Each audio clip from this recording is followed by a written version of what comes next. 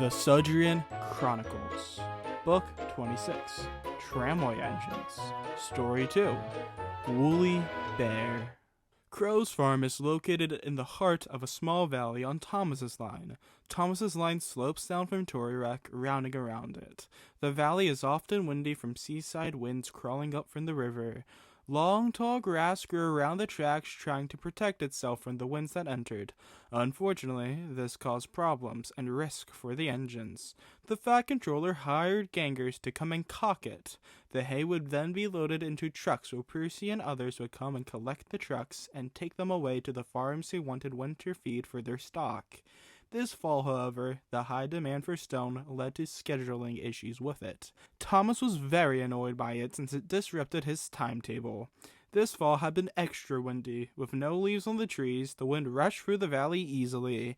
This made the grass hard to caulk, but it didn't deter Percy, as they were in high spirits from their trick. "They were going too fast and died, that's a shame. Look out, Thomas, it's the ghost train!" Percy gave his ghostly whistle as they wheeshed into Elsbridge. He came in with a long line of trucks, empties bound to the quarry, and trucks filled with tarp grass.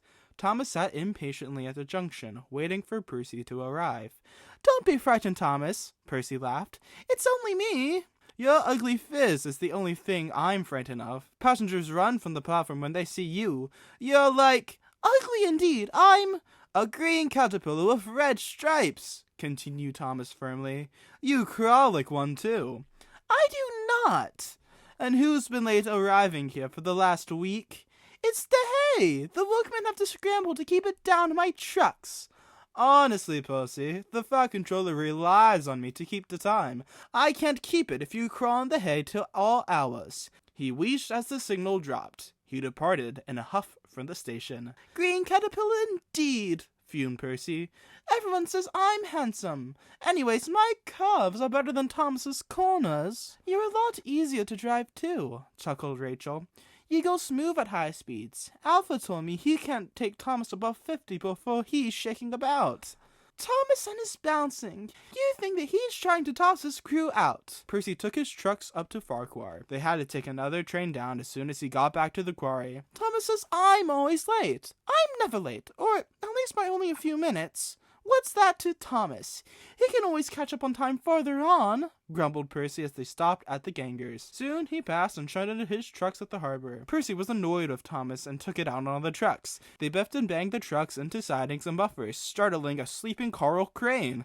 "Oh, what's happening?" awoke Carl with a start. They shifted around, shaking a crate they held in their hook. A pallet slipped from it as Percy rode under it. With a crash and a splatter, the crate broke on top of Percy, and sticky treacle splattered and oozed all over them. "Oh dear, my pallet," mourned Carl. "You alright?" I think so. It's just very sticky. Bleh," scoffed Percy as it drizzled down their tanks. Rachel and Aaliyah leapt from the cab to look Percy over. "That takes the biscuit," swirled Rachel as she inspected Percy. "I had wanted to set off early. Now we'll have to clean you off." "Fat chance of getting that done. We have to leave soon," grimaced Aaliyah. "We'll just have to be quick," groaned Rachel as she opened Percy's toolbox and pulled out rags. They cleaned him the best they could before having to start home. As they departed from the harbor, the wind picked up. It wasn't long before it became a gale, playing tricks on Percy. They flew past the gangers who were caulking the grass as they approached the hill. Grass and hay built up onto the line, and there was no stopping for it to be cleared. "Take a run at it, Percy," demanded Rachel as she pulled the regulator wide open. Whistling a warning, Percy charged the hill. The trucks did not like Percy biffing and bumping them around from earlier, so whispering to one another, they began to hold back. "I can do it! I can do it!" Percy wheezed as they tackled the gradient. Grass and hay blew up from around the line and embankments, tickling and playing with him. Percy slipped as the hay soon attacked him. "Stop it! Stop!"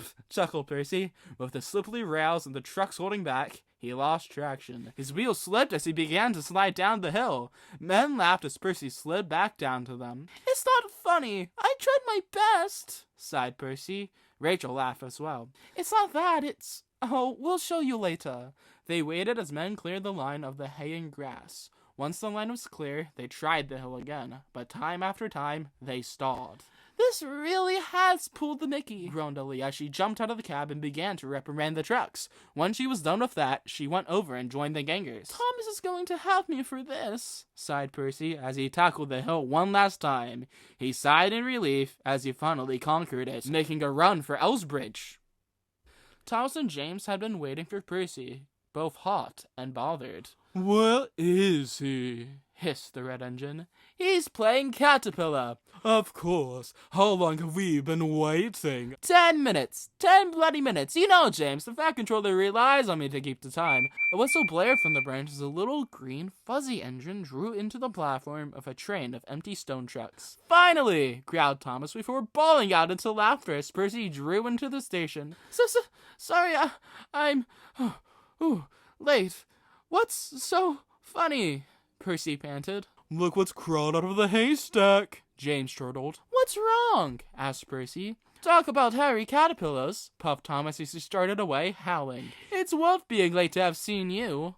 When Percy returned to Farquhar, Aaliyah fetched Thomas's lengthy mirror. Bust my buffers, no wonder why they all laughed. I look ridiculous. Oh, like a woolly bear, snickered Rachel. Oh, please, Miss Driver, Miss Fireman, clean me before Toby and Daisy come. But it was no use. Thomas had told the two, and they made jokes about woolly caterpillars and other things that crawl in the hay all night. They laughed a lot, but Percy thought they were being very silly indeed.